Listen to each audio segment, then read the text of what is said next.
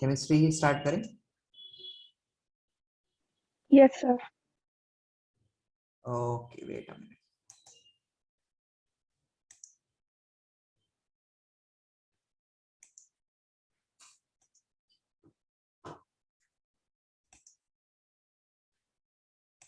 Wait a minute. Let me wait.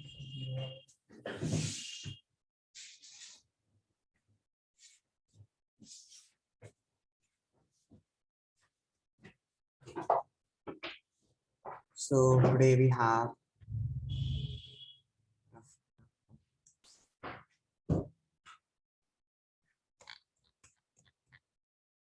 okay.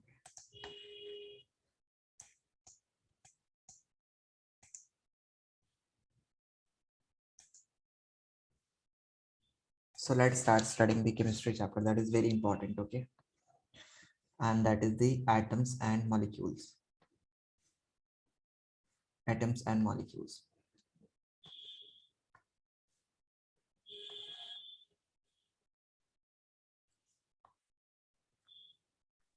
So, Yes. so can you take the extra class? For So why? my science exam is at 27th. Okay, if you have any doubt, we can have. So at 25th or 26th. Okay, okay. Thank So you. whenever you like, inform me a day before, and then we will be going to take it. If you are going to have only doubts, okay? That would be Okay, a doubt. Okay. So today we are going to study a very important chapter, that is atoms and molecules. So what actually the atom is? Atom is simple, a smallest particle that we say that cannot be broken by simple physical method, or it is the smallest particle of matter.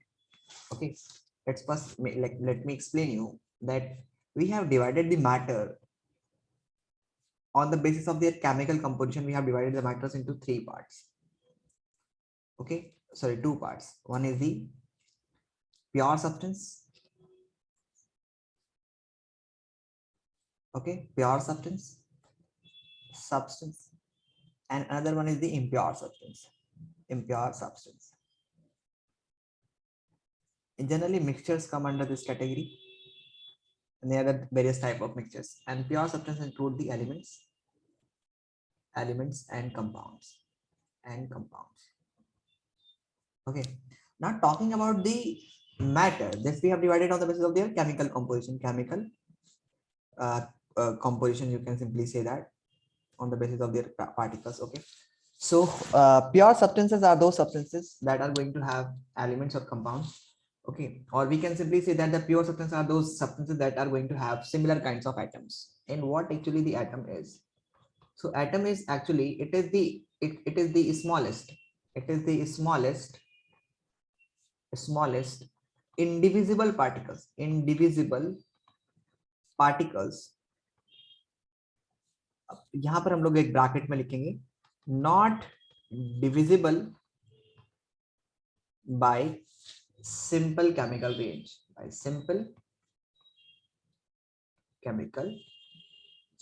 जब कोई simple chemical change होता है तब ये atom divide नहीं करता है. Okay, so it is the smallest individual particles of matter का, ठीक है, that shows that take parts in chemical reactions. जो chemical reactions में participate करता है उसको हम लोग क्या बोलते हैं? We called it atom. Okay, got it? Like I have given you कि बहुत सारी चीजें जो है वो atoms की बनी हुई, जितने भी elements हैं उनके अंदर similar kind के atoms होते हैं. ठीक है, तो हम यहाँ पर लिख सकते हैं similar elements have similar kinds of atoms. Different elements have different kind of atoms. So different element के बाद different atoms होते हैं, similar kind के atoms में elements में सिमिलर काइंड्स के एटम्स होते हैं, यानी सिमिलर काइंड्स के एटम्स होते हैं, ठीक है।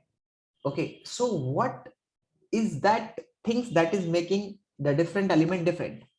सो what make two element different? सबसे टू एटम्स को डिफरेंट कौन बनाता है? What makes two atom different और टू एलिमेंट डिफरेंट? दो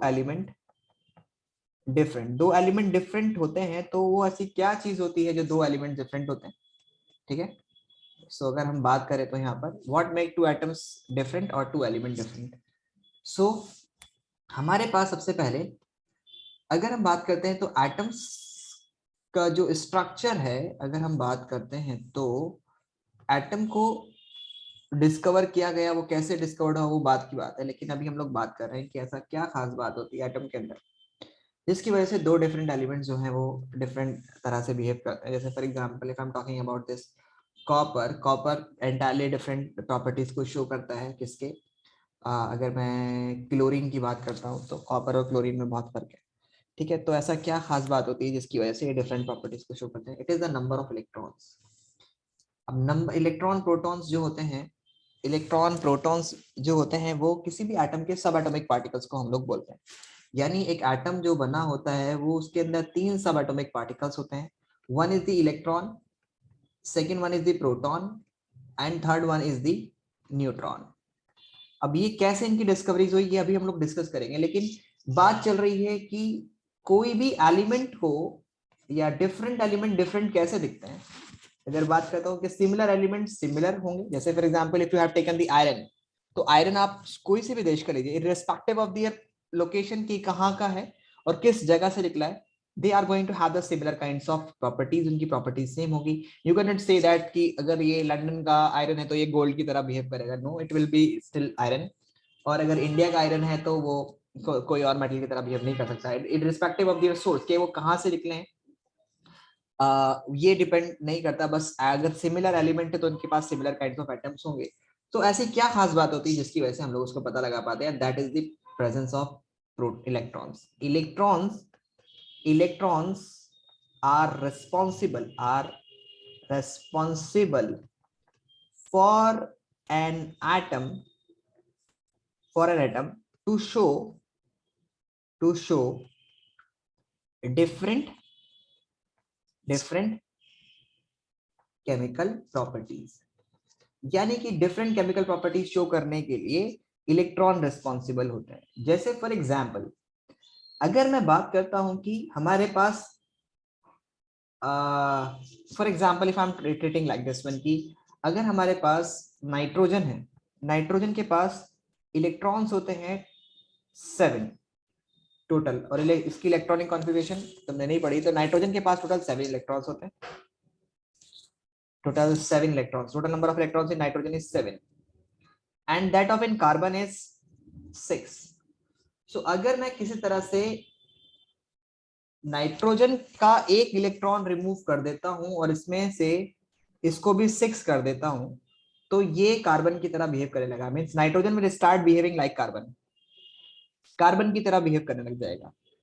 it will stop showing the properties of nitrogen, nitrogen की प्रॉपर्टी शो करना बंद कर देगा। सो हम बोलेंगे कि नंबर ऑफ इलेक्ट्रॉन्स जो होते हैं वो रेस्पॉन्सिबल होते हैं किसी एक एटम की डिफरेंट प्रॉपर्टीज को शो करने में।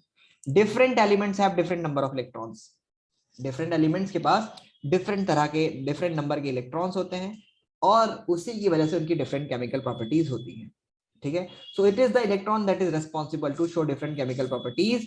और हम बोलेंगे बिकॉज वाई, इसका सवाल क्यों है? because only electron participate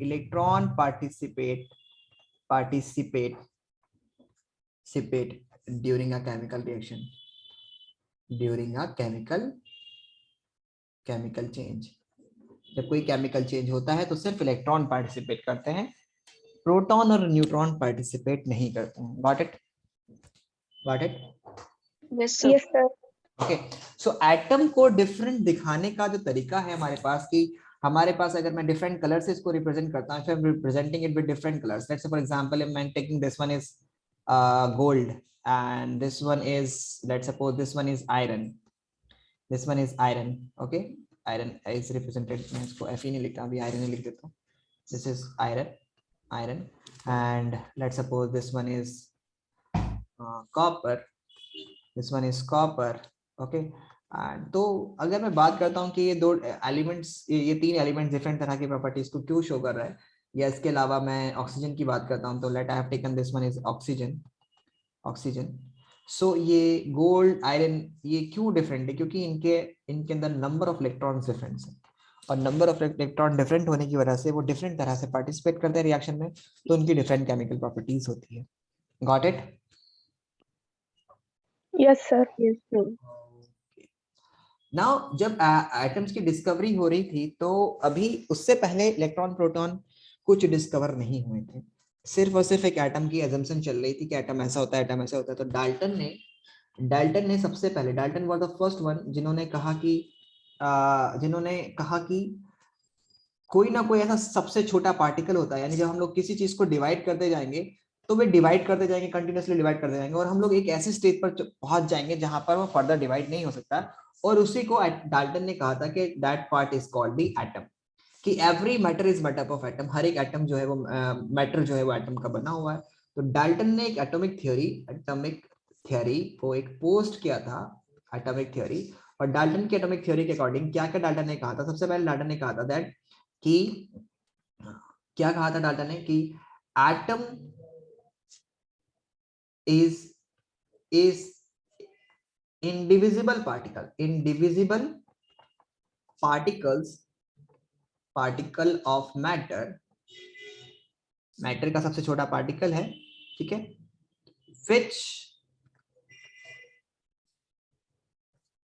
through which all matter are made up of, जिससे सारे एटम्स जो है मैटर्स बने हुए हैं.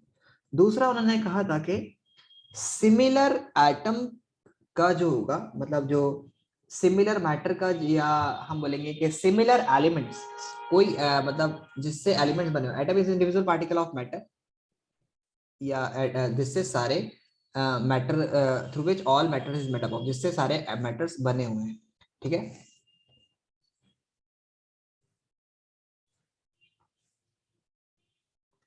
Elements are made up of, जिससे बने हुए एलिमेंट्स. ठीक है, और कंपाउंड भी इसमें लिख सकते हो कि वो सबसे छोटा पार्टिकल है जिससे एटम्स और एलिमेंट्स बने हुए हैं. दूसरा उन्होंने जो कहा था, वो कहा था कि जो एटम्स होता है, डिफरेंट एलिमेंट के पास डिफरेंट एटम होगा और उनकी डिफरेंट केमिकल प्रॉपर्टीज होगी. Different elements have different atoms, उनके तरह के डिफरेंट एटम्स होंगे, and have different chemical properties होगी. ठीक है, इसके बाद उन्होंने क्या कहा था कि similar elements will have similar kinds of atom and will have similar chemical properties,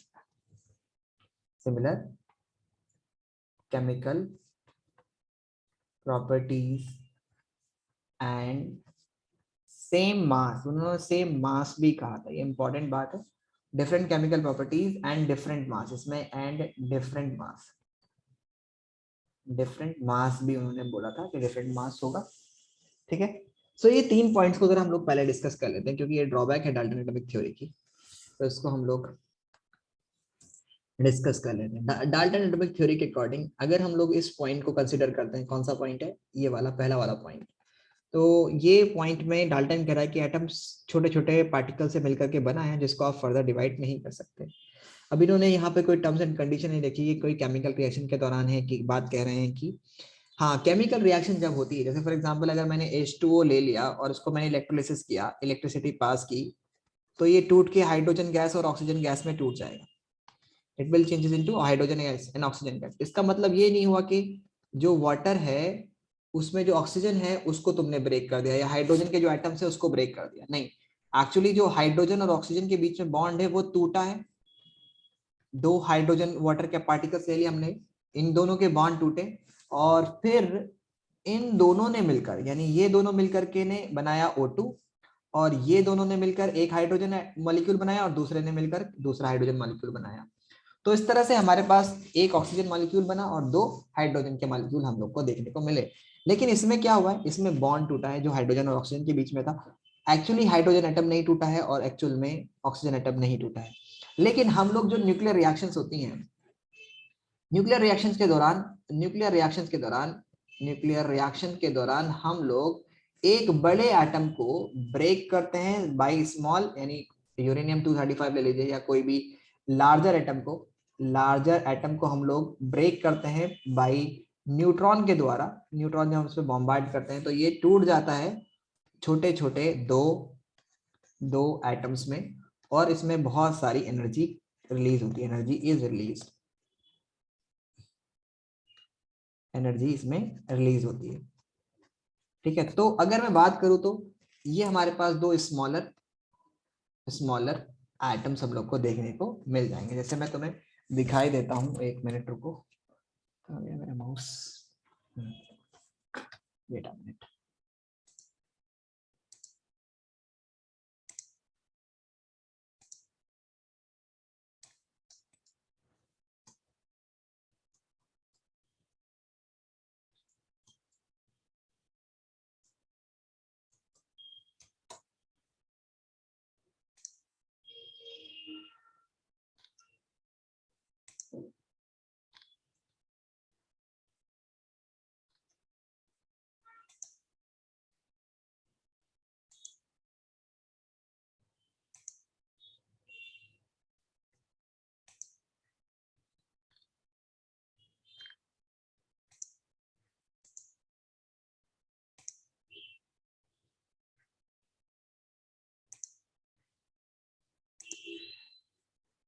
सो अगर मैं आपको दिखाता हूं,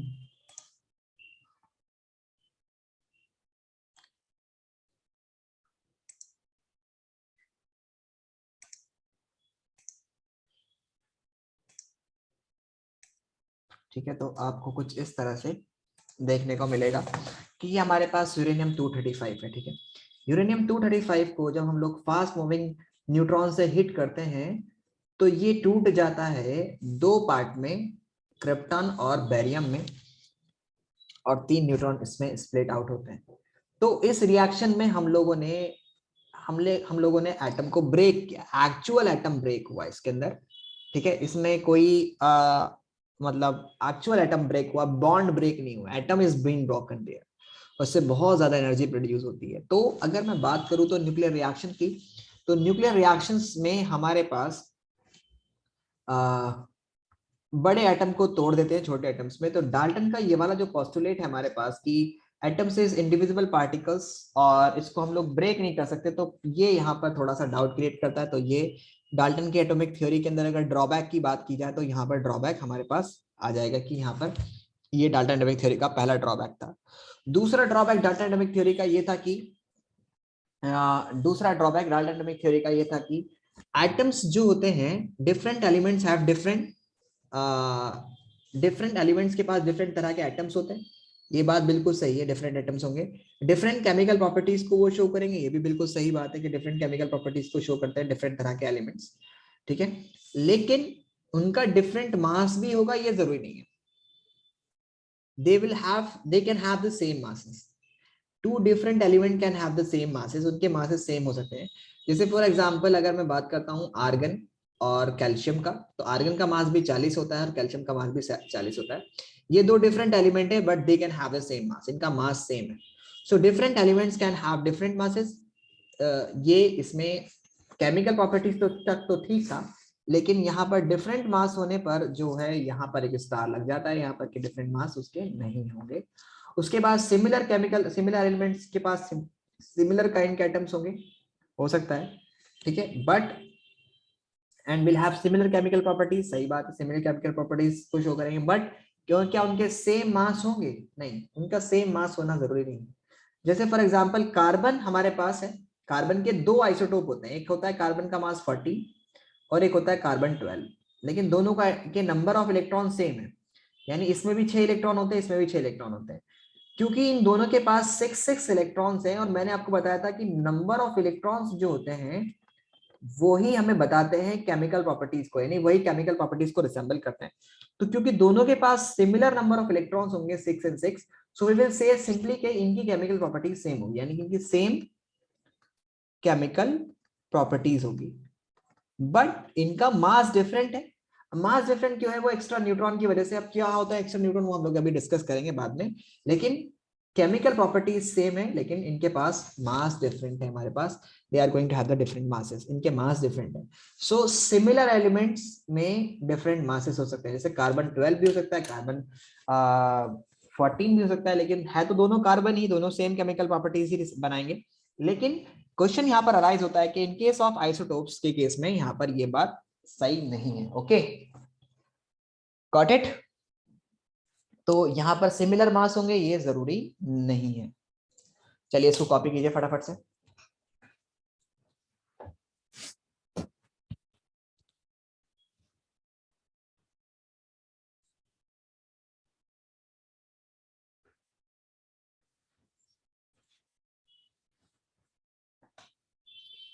कॉपीड, सभी ने कॉपी कर लिया?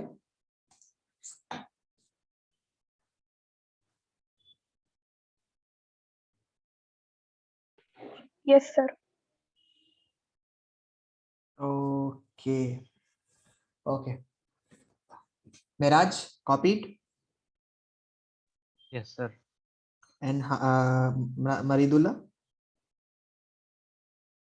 Yes, sir. ओके। दूसरा आगे जो हमारे पास था डाल्टन एटॉमिक थ्योरी के जो पोस्टुलेट्स हैं उसकी अगर हम बात करें तो नेक्स्ट पोस्टुलेट है कि जो डाल्टन एटॉमिक थ्योरी है उसके अकॉर्डिंग वो कहता है कि elements in a compounds are combined together in a fixed ratio by mass, यानी कि कंपाउंड में मतलब अगला पॉइंट है elements in a compound, elements in a compound are chemically combined in a small whole number ratio, small whole number ratio में chemically combine करते हैं। ये स्टेटमेंट बिल्कुल सही है। जैसे फॉर एग्जांपल अगर मैं बात करता हूँ वाटर में बाय मास, जैसे फॉर एग्जांपल वाटर की बात करते हैं तो वाटर में हर एक वाटर मॉलिक्यूल में हाइड्रोजन का जो मास होता है वो 1 होता है और ऑक्सीजन का 16 होता है। तो यहाँ पर 2 हाइड्रोजन है तो 2 मास हो जाएगा 1 1 मिला करके 2, और ऑक्सीजन का 16 होता है तो 16 हो गया। तो डिवाइड करोगे तो 1:8 का रेशियो है, यानी कि हाइड्रोजन और ऑक्सीजन का जो रेशियो है वो 1:8 का है मास का। खैर अभी इसको डिस्कस करेंगे बाद में मास वाला, तो खैर ये पॉइंट को तो अभी छोड़ ही देते हैं। ठीक है, तो इसको लिख लो, कॉपी कर लो, फिर हम लोग आगे चल रहे हैं। लास्ट पॉइंट है।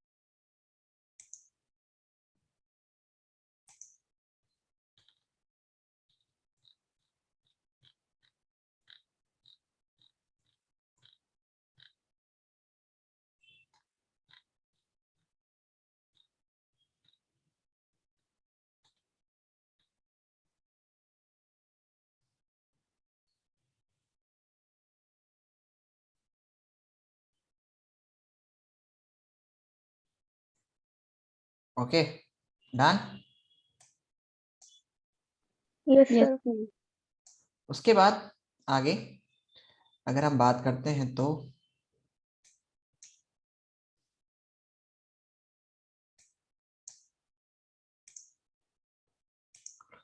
ये हमारे पास है डाल्टन के पोस्टुलेट्स। ये नोट्स आपको मिल जाएंगे। All matter is made up of very tiny particles, जिसको हम लोग एटम्स बोलते हैं। ठीक है, सबसे छोटे पार्टिकल से बने होते हैं जिसको एटम बोलते हैं। एटम्स आर इंडिविजिबल पार्टिकल्स होते हैं which can not be created not destroy, जिसको आप क्रिएट भी नहीं कर सकते और ना ही डिस्ट्रॉय कर सकते during a chemical reactions. This is very important और इसी की वजह से हम लोग सेकेंड लॉ, सेकेंड पोस्टुलेट है डाल्टन एटॉमिक थ्योरी का, जिसकी वजह से हम लोग को केमिकल रिएक्शन को बैलेंस करके लिखना होता है। जैसे फॉर एग्जांपल अगर मैंने लिखा कि hydrogen when react with oxygen will gives you H2O, तो यहाँ पर दो हाइड्रोजन है, यहाँ पर भी दो हाइड्रोजन है, यहाँ पर एक ऑक्सीजन है, यहाँ पर सॉरी दो ऑक्सीजन है, यहाँ पर एक ही ऑक्सीजन है, तो एक ऑक्सीजन कहाँ गया? आपने डिस्ट्रॉय कर दिया, इसका मतलब एक एटम, जबकि डिस्ट्रॉय तो नहीं हो सकता। इसका मतलब आपको इसको बैलेंस करके लिखना होगा। यहाँ पर आपको 2 करना होगा, यहाँ पर भी आपको 2 करना होगा। अभी बैलेंस हो गया, ये 2 से इसकी मल्टीप्लाई होगी तो ये 4 हो जाएगा, और फिर 2 से इसकी मल्टीप्लाई होगी तो यहाँ पर 2 ऑक्सीजन हो जाएंगे। जैसे यहाँ पर 2 ऑक्सीजन है और यहाँ पर 4 हाइड्रोजन है। इसी तरह से एक और एग्जाम्पल देता हूँ मैं, N2 plus H2 will gives you NH3 ammonia, ये फॉर्मूला होता है। तो N2 यहाँ पर 2 नाइट्रोजन है, यहाँ पे सिर्फ एक, यानी एक तुमने डिस्ट्रॉय कर दिया, और यहाँ पर H2 है और यहाँ पर 2 हाइड्रोजन है, यहाँ पे 3, यानी तुमने एक क्रिएट कर दिया। तो ना ही तो क्रिएट किया जाता है, ना ही डिस्ट्रॉय किया जाता है। इसका मतलब तुमने कुछ ना कुछ गड़बड़ करी है, इसको बैलेंस करके लिखना होगा। तो आप यहाँ पर 2 लगा दीजिए। यहाँ पर 2 नाइट्रोजन हो गया है,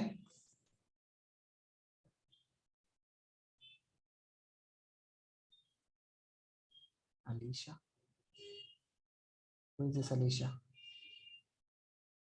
ओके। यहाँ पर 2 हो चुका है, और फिर यहाँ पर जब आप इसको मल्टीप्लाई करेंगे तो यू विल गेट हियर 6। 6 करने के लिए यहाँ पर 2 से मल्टीप्लाई किया आपने, यहाँ पर 3 से किया। यू सॉरी, वहां पर 2 से नहीं होगा, यहाँ पर सिर्फ 3 से करना है। तो 6 हाइड्रोजन, 6 हाइड्रोजन, इसका मतलब आपको बैलेंस करके लिखना होता है। तो इसी रूल के अकॉर्डिंग कि डाल्टन एटॉमिक थ्योरी का जो सेकंड पोस्टुलेट है, हम लोग को केमिकल रिएक्शन को बैलेंस करके लिखना होता है कि atoms can neither be created not destroyed during a chemical reaction, एक केमिकल रिएक्शन के दौरान वो डिस्ट्रॉय नहीं किए जा सकते। तो इसलिए हम बोलेंगे बच्चा कि इसके अंदर आप लोग को मतलब एटम्स आर इंडिविजुअल पार्टिकल्स, उसको आप ना ही तो क्रिएट कर सकते हैं ना ही डिस्ट्रॉय कर सकते हैं, वो कांस्टेंट रहते हैं, उनका नंबर फिक्स रहता है। ठीक है, दूसरा अगर है हमारे पास, तो atoms of an elements are identical in mass and chemical properties. यहाँ पर केमिकल प्रॉपर्टीज तो सही बात है, ये तो बिल्कुल सही है, लेकिन मास के केस में गड़बड़ है। मास के केस में आप एक एलिमेंट के डिफरेंट मासेस हो सकते हैं। जैसे मैंने बताया कि कार्बन, हमारे पास 2 तरह के आइसोटोप्स होते हैं, एक कार्बन 12 होता है, एक कार्बन 14 होता है। जो कार्बन 14 होता है उसके अंदर 2 एक्स्ट्रा न्यूट्रॉन होने की वजह से, उसका मास बढ़ जाता है, इसलिए कार्बन 12 है। अच्छा, इनको कार्बन कार्बन ही क्यों कह रहे हैं हम लोग? ये कार्बन की जगह पे कुछ और क्यों नहीं हो सकता? जैसे नाइट्रोजन का मास भी 14 होता है, लेकिन नाइट्रोजन कार्बन से बिल्कुल अलग है। क्यों बेटा? इसके अंदर कार्बन के अंदर नंबर ऑफ इलेक्ट्रॉन 6 है और यहाँ पर 7 है। It is that electron that is making the element different. Otherwise nitrogen का मास 14 होता है, कार्बन 14 का भी मास 14 होता है, तो इन दोनों की सेम केमिकल प्रॉपर्टीज हो सकती थी, लेकिन नहीं होती है same chemical properties. Why? Because this carbon is going to have the 6 electron and this is going to have the 7 electrons. अच्छा, इन दोनों के मास क्यों, इन दोनों का केमिकल प्रॉपर्टीज क्यों सेम है? क्योंकि इनके पास सेम नंबर ऑफ इलेक्ट्रॉन्स हैं। तो electron is that species of an atom that is going to मतलब जो रेस्पॉन्सिबल होता है for the similar chemical properties के लिए. So we will say that since they are going to have the same masses, but they are not going to have the same chemical properties. It means mass is not that property of an atom that is going to have the same that make the element to have same chemical properties, but instead it is the electrons, the atomic number, that is 6, that is responsible. It means it is also going to have 6 electrons, this is also going to have 6 electrons, so that means that these two are going to have the similar chemical properties. Got it? So their chemical properties same होंगे, लेकिन उनके mass different हो सकते हैं in case of isotopes. Okay, got it? Got it? Yes, sir. यहाँ पर आप देखेंगे Yes, कि sir. you will find this one की okay कि atoms of different elements have different masses and different chemical properties होती हैं। अब different masses atoms of different elements have different masses, different element के डिफरेंट मासेस होते हैं और उनकी केमिकल प्रॉपर्टीज भी डिफरेंट होगी। तो ये बात तो सही है कि डिफरेंट केमिकल प्रॉपर्टीज होगी, लेकिन डिफरेंट मास हो ये जरूरी नहीं है। जैसे मैंने बताया कि argon and calcium, they both are going to have the 40 masses, but they have the different atomic number. It has 18 atomic number, it has 20 atomic number. यानी इसके पास 18 इलेक्ट्रॉन्स है और इसके पास 20 इलेक्ट्रॉन्स है। दैट्स वाई ये कैल्शियम है, यानी ये अलग है, इसका नाम अलग रखा हम लोगों ने, 20 वाले का और 18 वाले का अलग नाम रखा। इनकी केमिकल प्रॉपर्टीज भी अलग है, बिल्कुल डिफरेंट केमिकल प्रॉपर्टीज है। Argon is a gas and calcium is a metal, लेकिन इन दोनों का मास 40 है। सो हम बोलेंगे कि यहाँ पर केमिकल प्रॉपर्टीज मास के पर्पस पे नहीं होती, बल्कि किसकी बेसिस पर होती हैं, इलेक्ट्रॉन के बेसिस पर होती हैं। और इलेक्ट्रॉन अगर डिफरेंट होंगे तो डिफरेंट केमिकल प्रॉपर्टीज होगी। सो यहाँ पर डिफरेंट केमिकल प्रॉपर्टीज तो होंगी डिफरेंट एलिमेंट की because of different electrons, but they can have the same masses. तो यहाँ पर डिफरेंट मासेस होना जरूरी नहीं है, सेम मासेस हो सकते हैं दो डिफरेंट एलिमेंट के। उसके बाद है atoms combine small whole numbers to form compound, ये मैं लिखवा चुका हूं। उसके बाद आगे अगला पॉइंट हमारे पास द रिलेटिव।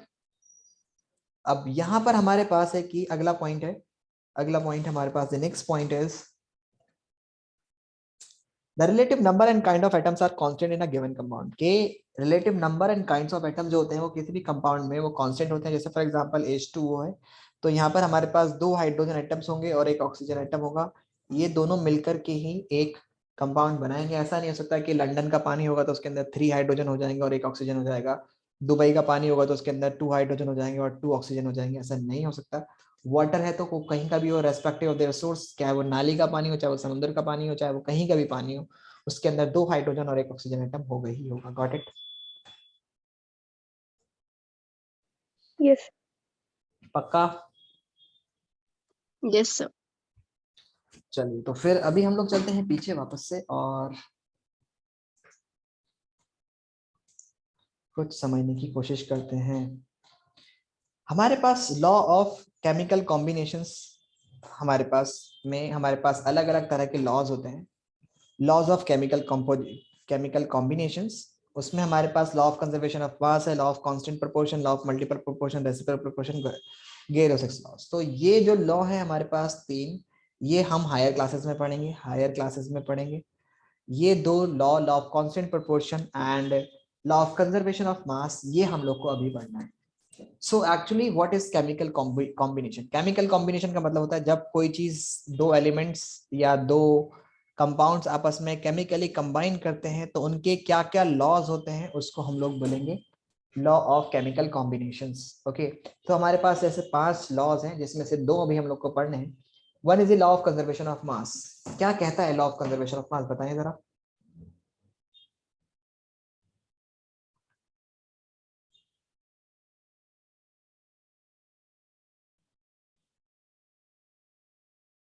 बोलो बच्चों, क्या कहता है law of conservation of mass?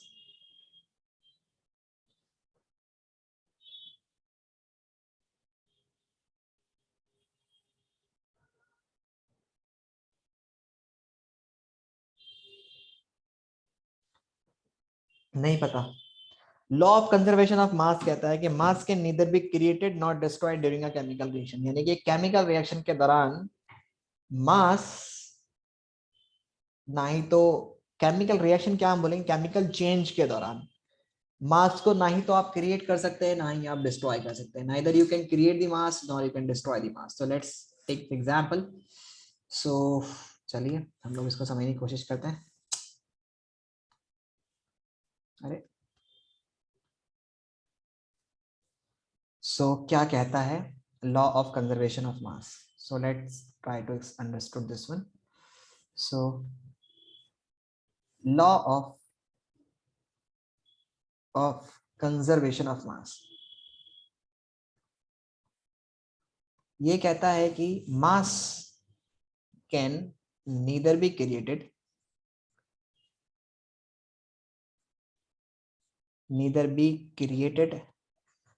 nor destroyed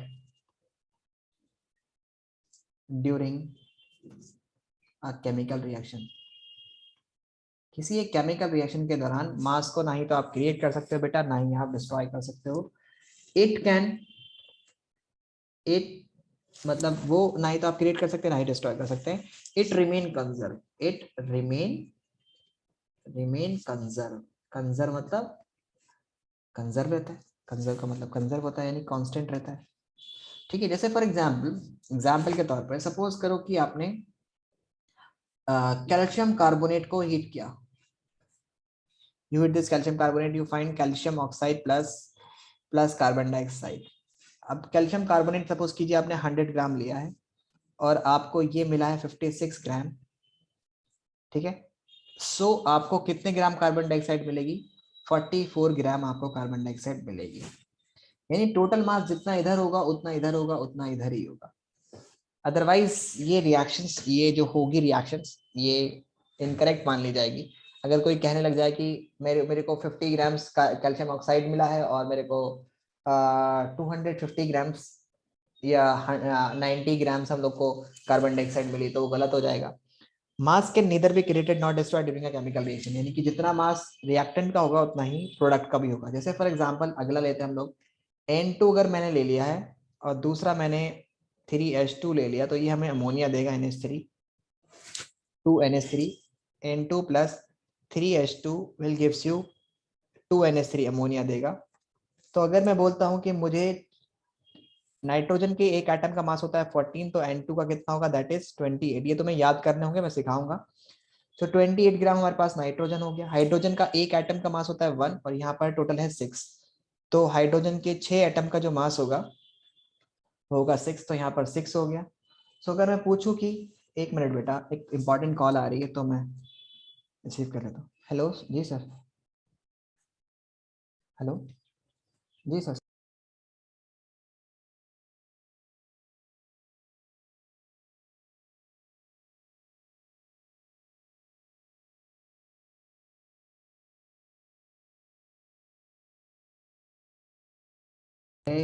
कि अगर मैं पूछूं कि बताइए मुझे कितने ग्राम अमोनिया मिलेगा आपको, तो बताइए क्या आंसर होगा आपका?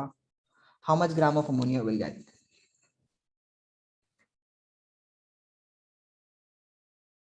हम ना बेटा, ये तो तुम्हारा आंसर है, फटाफट से बताओ। 28 प्लस 6 कितना होता है? हम्म, Sir, 34. यस 34। तो अब मेरा सवाल, मैं थोड़ा सा इंटेलिजेंट वाला सवाल रखता हूं आपके लिए कि 34 ग्राम मुझको अमोनिया मिलेगा, तो बताइए एक अमोनिया मॉलिक्यूल का मास कितना होगा?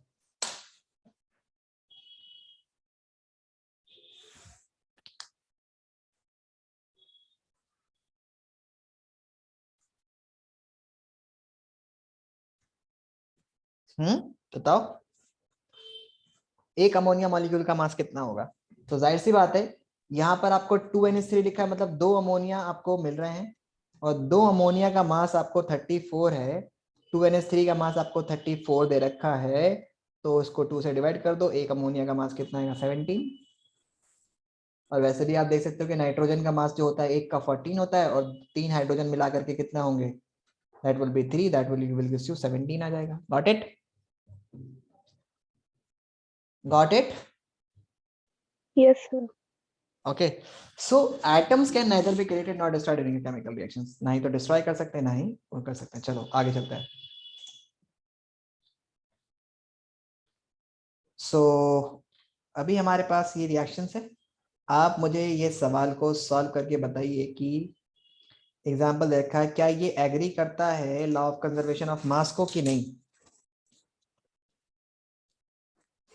53 ग्राम सोडियम कार्बोनेट को रिएक्ट कराया 6 ग्राम इथेनोइक एसिड के साथ, तो प्रोडक्ट में आपको 2.2 ग्राम्स कार्बन डाइऑक्साइड मिलती है, 0.9 ग्राम वाटर मिलता है और 8.2 ग्राम्स आपको सोडियम इथेनॉइड मिलता है। क्या ये law of conservation of mass को सपोर्ट करता है कि नहीं? यानी आपको रिएक्टेंट का मास प्रोडक्ट के बराबर आया, तो मतलब अब रिएक्टेंट क्या है हमारे पास? रिएक्टेंट है हमारे पास 5.3, रिएक्टेंट है हमारे पास ये और प्रोडक्ट है हमारे पास ये हमारे पास प्रोडक्ट्स हैं। सो इन दोनों का मास, यानी ये और ये मास ऐड करने पर इन तीनों के मास के बराबर आया, तो ठीक है। सपोर्ट करता है, अदरवाइज नहीं करता। तो ऐड करके बताओ क्या ऐसा हो रहा है कि नहीं हो रहा है।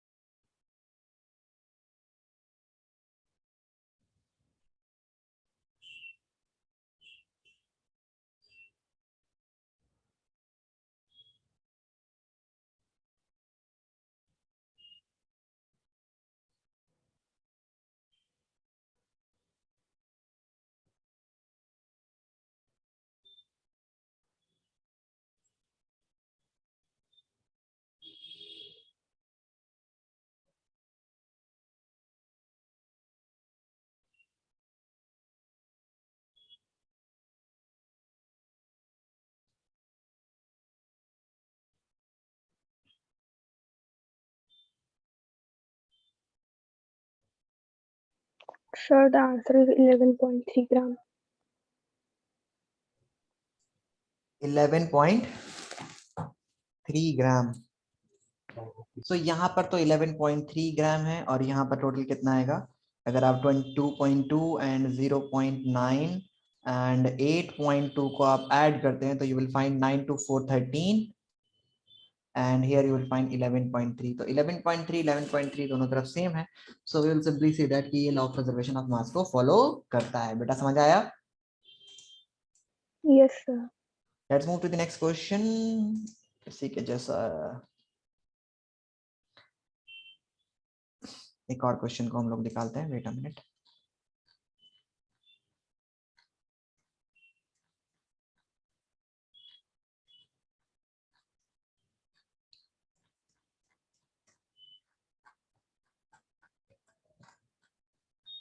ये चैप्टर बहुत इंपॉर्टेंट चैप्टर है, पूरी केमिस्ट्री इस पर बेस्ड है भाई।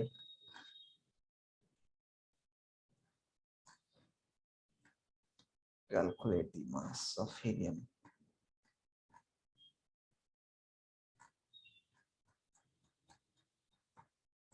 चलो मैं खुद देता हूं अपना क्वेश्चन, तो मैं बना करके, इसमें तो नहीं है, सो मैं खुद देता हूं।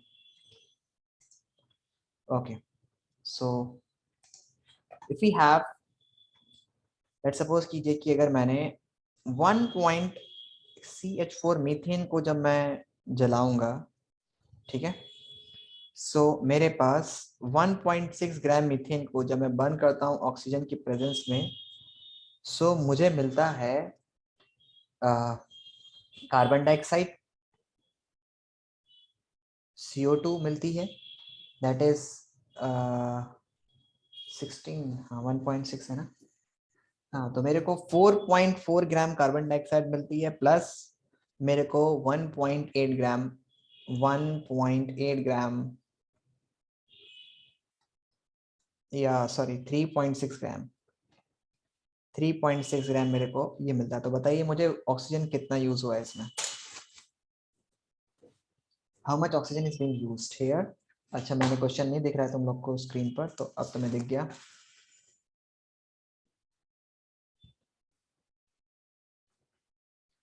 इसको तुम बैलेंस करके लिख सकते हो कुछ इस तरह से कि you have 2 and 2 here and you can write it 2 here. Okay, this is now balanced. बताइए कितना कितना ऑक्सीजन यूज होगा।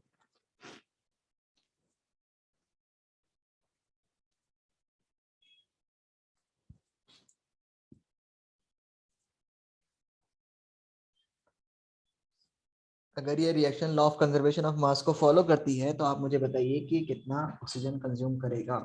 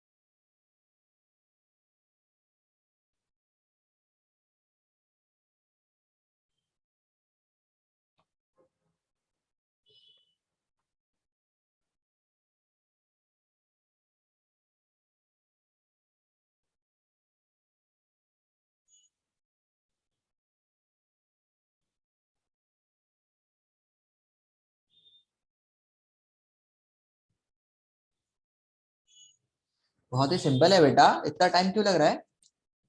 इन दोनों को ऐड करो, हाउ मच विल गेट 4.4 और 3.6 601 carry and then you will get 8 sorry 7 8 ही आएगा। ओके 8 आपके पास यहाँ पर आ गया। ओके एंड देन 8 में से आप इसको सब्ट्रैक्ट कर दीजिए क्योंकि यहाँ का टोटल 8.0 है और ये प्लस x यानी x 1.6 plus x is equal to 8, तो इसमें से आप उसको सब्ट्रैक्ट कर दीजिए तो you will get x is equal to 8.0 minus 1.6, so you will get 6.4 gram use होगा। ये तो बहुत ही सिंपल है। Got it, got it. क्या हुआ भाई, आवाज नहीं आ रही क्या मेरी। हमना मरेदुल्ला Yes, sir. आवाज आ रही है।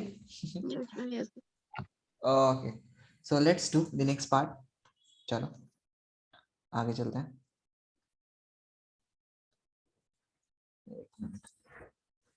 सो हमारे पास अब हमारे पास नेक्स्ट है हमारे पास की लॉ ऑफ मल्टीपल प्रोपोर्शन।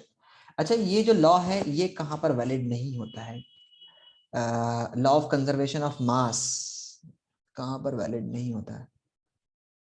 हाँ लॉ ऑफ कंजर्वेशन ऑफ मास कहाँ पर वैलिड नहीं होता है, तो अगर मैं तुम्हें दिखाऊं वापस से तो एक जगह वैलिड नहीं होता है। इन केस ऑफ अगर मैं तुम्हें दिखाऊं तो कहाँ पर मैंने पिक्चर लगाई थी,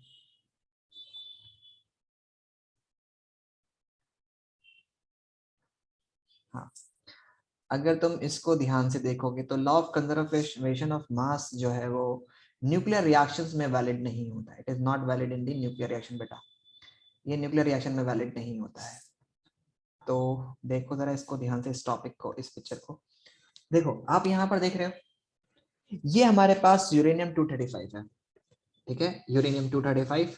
अगर आप देखते हो तो इसका ऊपर जो लिखा होता है ये मास रिप्रेजेंट करता है और ये एटॉमिक नंबर यानी नंबर ऑफ इलेक्ट्रॉन को रिप्रेजेंट करता है। ओके या एटॉमिक मास को रिप्रेजेंट करता है, मतलब ऊपर वाला एटॉमिक मास को रिप्रेजेंट करता है। सो हमारे पास यूरेनियम 235 है और ये हमारे पास न्यूट्रॉन का जो मास होता है वो 1 होता है, तो एक न्यूट्रॉन से हम लोगों ने हिट कराया तो टोटल मास हमारे पास कितना हो गया यहाँ पर, total mass we are going to have is 236 हमारे पास टोटल मास हो चुका है, 1 न्यूट्रॉन का और 235 इसका, सो मिला करके टोटल 236 हो चुका है।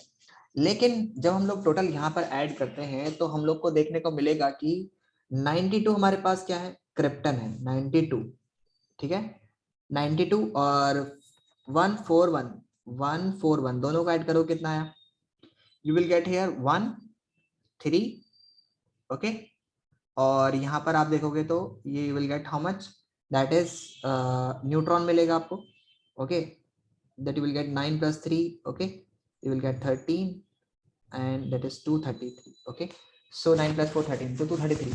एक्चुअल में हम लोगों ने यहाँ पर ये हम लोग को 3 न्यूट्रॉन तो मिलेंगे यहाँ पर, तो मास तो कंजर्व हो गया यहाँ पर, लेकिन एक्चुअली में जो एटम का मास है जब हम लोग डिस्ट्रॉय करते हैं कि 235 को हम लोगों ने डिस्ट्रॉय किया और उससे हमें दो डिफरेंट यानी दो मिले हैं जिसमें मास आया हमारे पास 233।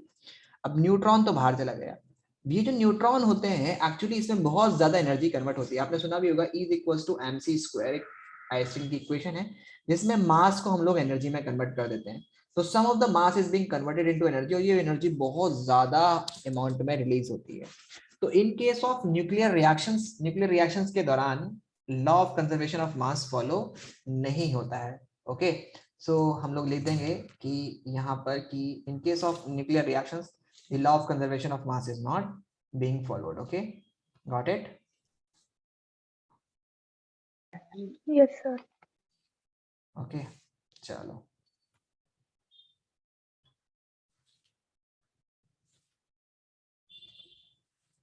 सो हमारे पास न्यूक्लियर रिएक्शंस के दौरान law of conservation of mass follow नहीं किया जाता है। अरे शेयरिंग स्क्रीन बंद कर दी मैंने, एक मिनट,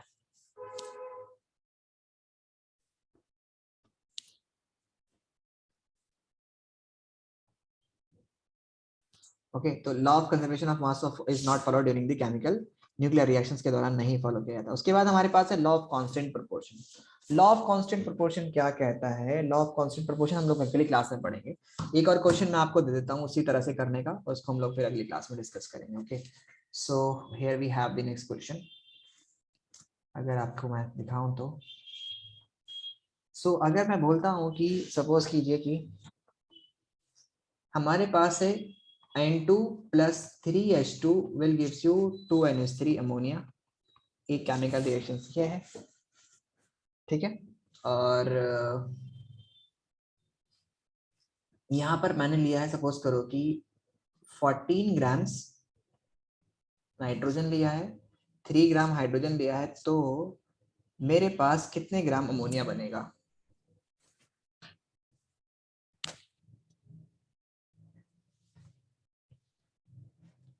बताइए बेटा कितने ग्राम बनेगा?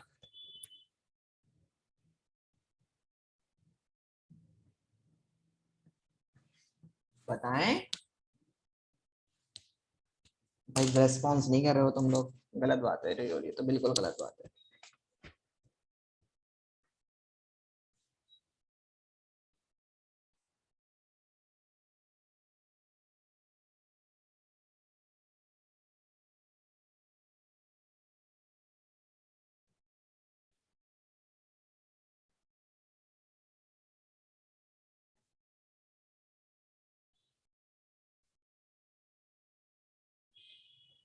बेटा 17 ग्राम्स नहीं बनेगा? Yes, sir. 17 ग्राम्स। अच्छा, अगर मैं नाइट्रोजन 10 ग्राम्स ले लेता हूं और हाइड्रोजन 3 ग्राम ले लेता हूं तब कितना बनेगा? Sir, 13 gram. नहीं, 13 ग्राम नहीं बनेगा, यही तो बात है। इसी तरह से वाटर अगर मैं लेता हूँ, वाटर प्लस ऑक्सीजन ले लिया मैंने, ये बैलेंस केमिकल इक्वेशन है कि ये मैं अगर 8 ग्राम ये लेता हूँ, 1 ग्राम ये लेता हूँ, तो मेरे को ये कितना मिलेगा? कितना मिलेगा जल्दी बताओ? 9 ग्राम्स, चलो 9 मान लेते हैं। अगर मैं हाइड्रोजन को 1 ग्राम ले लेता हूं और ऑक्सीजन को मैं 16 ग्राम ले लेता हूं तब कितना बनेगा ये? तो अगर सोच रहे हो कि ये 17 ग्राम बनेगा तो ये गलत है, ये भी गलत है, ये 13 ग्राम नहीं बनेगा। ये हमें बताएगा law of constant proportion, that will be going to study in the next class. So आज के लिए इतना ही रखते हैं, मिलते हैं अगली क्लास में।